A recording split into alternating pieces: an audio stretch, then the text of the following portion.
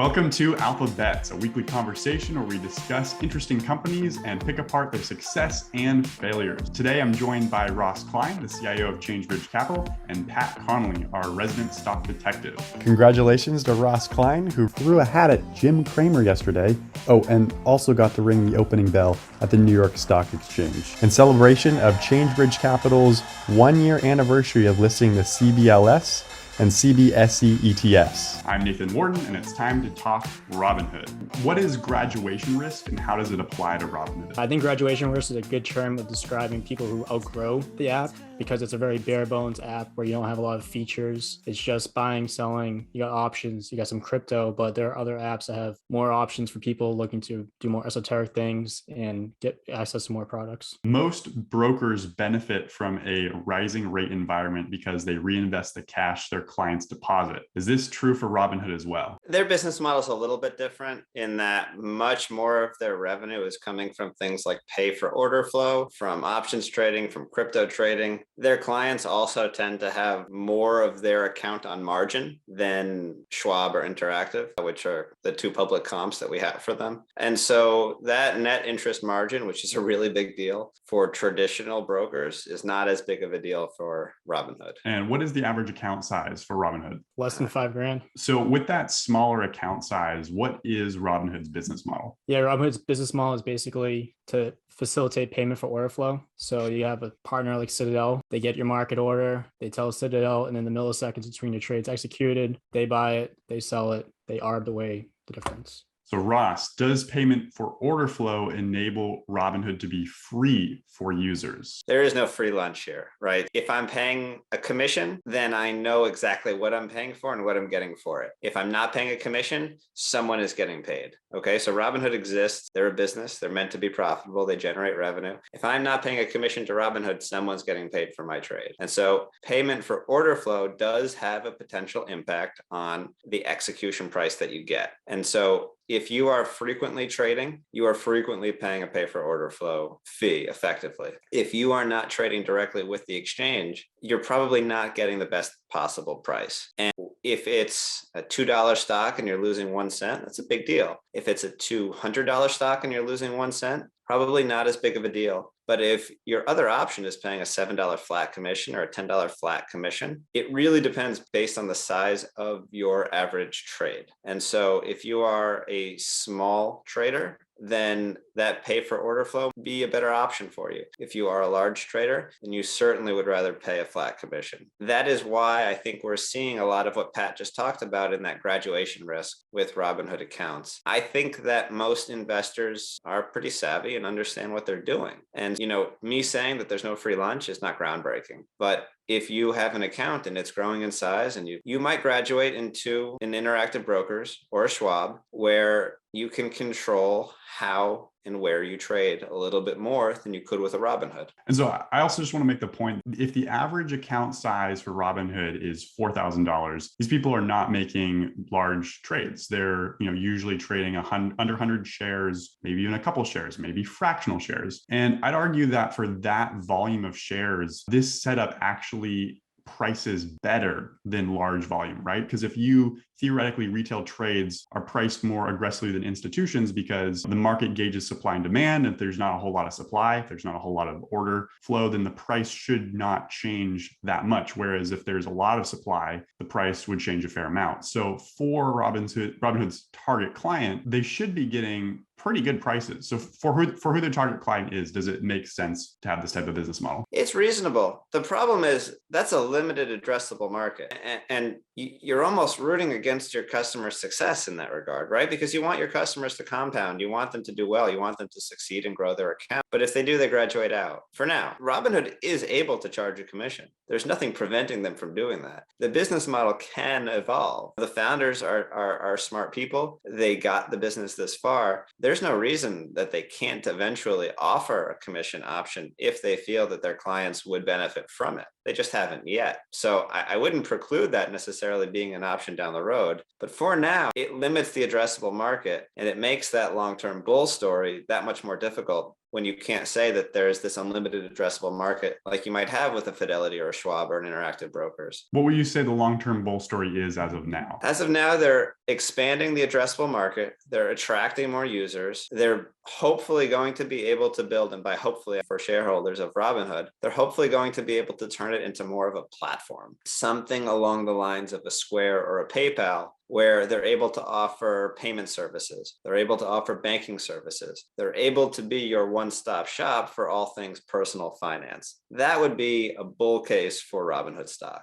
Pat, what do you think of the case for Robinhood becoming a super app? I think that's what they want you to hear. They want you to think that they can grow alongside their account of their customers can grow. As their customers become older and get retirement accounts, they can add that functionality and support that. And then they can offer adjacent services from there. But they're really not innovating fast enough. Customers are churning at a decent rate. And if they don't innovate quick enough, then they won't be able to capture that opportunity of growing alongside their customers. If you were in the C-suite, what innovations would you like to see? Talk to me about your coupon ideas and stuff like that. Yeah, they talk about integrating the customer, what the investors with the companies they invest in more. They have this Say platform that they recently acquired that you can crowdsource questions to ask management. They were able to get some questions in on a Tesla earnings call, which is very interesting. And I personally thought they would have some way to have unlocked deals where maybe you hold McDonald's for 6 months, you unlock a promotion where you get a free coupon for a Big Mac. But I don't know how that would work if Fidelity's holding 100 million shares of McDonald's. Would Fidelity own 100 million Big Macs? I don't know. It works on a small basis, but I don't know if it works across the board. And that's why we want to see some innovation. Ross, what do you think of the current valuation for Robinhood? Obviously, it's not nearly as demanding as it was at the IPO date, but it's an interesting dilemma, right? Because Robinhood's not profitable and they're not really close to being profitable. So we can really only value it on a price to sales basis. Two public comps, Interactive Brokers and Schwab, actually trade higher price to sales multiple than Interactive Brokers. If Interactive Brokers is to be a growth story, then that would actually suggest that it's a reasonable valuation at these levels. The flip side of that argument, though, is if we look out to estimates for 2023, Interactive Brokers, Schwab, and Robinhood are actually expected to grow at about the same rate. You have this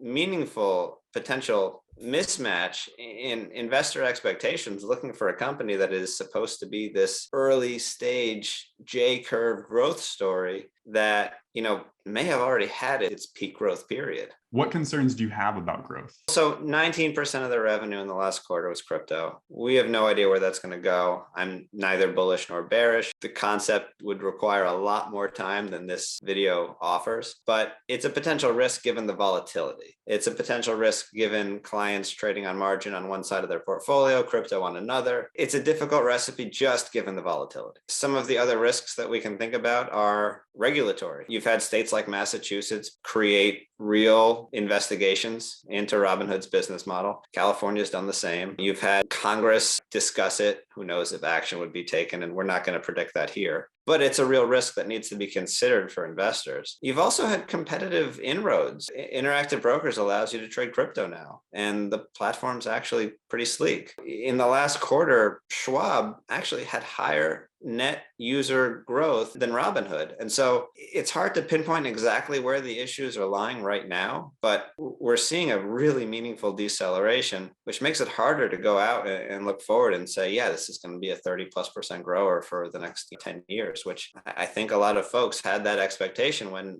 Robinhood came public. Is crypto a boon or a detractor for Robinhood? Super binary. So crypto works and it's a huge success story for Robinhood. Crypto doesn't work, look out below. You lose 20% of your revenue and it's hard to overcome that quickly. So it's an additional source of beta for the stock. Talk to me about the revenue from closing accounts. How does that affect Robinhood? So Robinhood, when you close an account and you graduate to a new brokerage, move all your assets, they charge you $75. So they actually have had a pretty significant amount of revenue solely from the churn that they're experiencing. And last quarter, they earned $60 million in just closing the accounts, which I imagine is pretty high margin. So that might be masking some more internal issues. What do you think of the idea that Robinhood users could do a bunch of options on Robinhood, knowing full well that they'll blow up their account and lose money, and then on a different brokerage, short Robinhood stock so that when they lose money, they close the account, Robinhood loses even more money, Robinhood tanks, but they make money on their short position. Ross, are you going to try that anytime soon? I will not be trying that anytime soon. Crazy, maybe brilliant, probably crazy. In the next year, any predictions for Robinhood, the stock or the company? More bad news, just slow bleeding out, more graduation risk, more. You can get stock trading on Venmo, Cash App. It's everywhere. They're too bare bones to keep up with how fast the landscape is innovating. Ross, any predictions for Robinhood in the next year? Yeah, Robinhood is a high beta way to bet on the markets, right? And so their clients tend to be more aggressive than average. Their clients tend to trade more than most. If you think that the bull market is on and let's do it, then Robinhood's probably a pretty good stock to own. If you think watch out below and we're entering a new bear market, Robinhood's in more trouble than most. Right? Keep an eye on the level of beta that you have in Robinhood stock and know that when you're investing in it. And as far as my prediction, I predict that at some point, Robinhood in the next year will announce something to do with NFTs, whether an NFT platform, and then walk it back and not end up executing on it. We'll see about that. All right. Thanks so much for tuning in to Alpha Bets. If you have any questions or you disagree with us on Robinhood, let us know in the comments. Don't forget to like and subscribe. And also, if you like this discussion, definitely check out our other discussions on Open Door, Corsair Gaming, Planet Labs, Peloton, and many others. Catch you next time.